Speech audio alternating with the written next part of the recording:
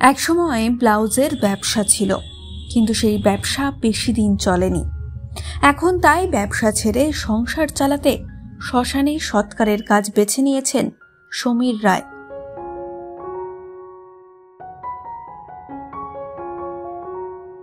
গোবরডাঙ্গা পুরসভার 12 নম্বর ওয়ার্ডের বাসিন্দা সমীর রায়। ব্লাউজের ব্যবসা ছিল তাঁর, তবে আর্থিক ক্ষতির কারণে ব্যবসা বন্ধ হয়ে যায়। এরপরেই কাজের সন্ধানে শ্মশানে আসেন তিনি।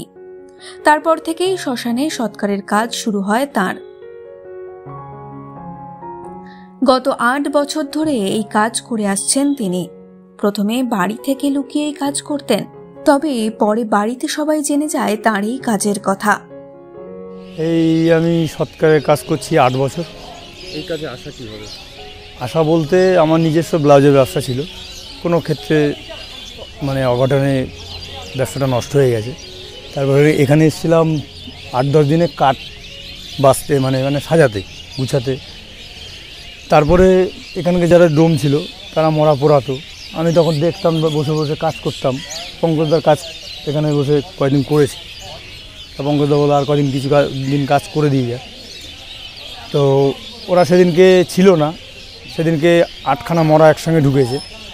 তো 4খানা আমাদের পৌরসভার স্টাফ দিয়ে করাতে হবে। তা পৌরসভার স্টাফ নেই, আমি এখানে কাজ করছিলাম। আমার পুরোহিতকে বললো যে তুমি কি পারবা? বললাম ওরা যদি পারে আমি কেন পারবো না। তা বলছে যে কোনো অসুবিধা হবে না। তা যদি বাড়ির লোক কোনো রকম সমস্যা না করে কোনো অসুবিধা হবে না। তা সেদিনকেই আমার প্রথম হাতে করি 4খানা বডি একসঙ্গে আমি কাজ করেছিলাম। সে থেকে অবধি চলছে।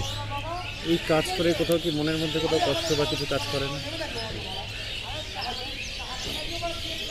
কথাই বলে না, কষ্ট বলতে ওই বাচ্চা কাচ্চাগুলো কাজ করতে গেলে তখন একটু কষ্ট হয়।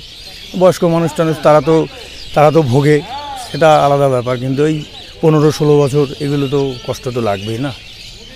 তো এই কাজ আরও কতদিন এইভাবেই করতে হবে? এখন দেখা যাক কতদিন ভগবান নিয়ে যায়। সেই যখন নিয়ে এসছে এখানে।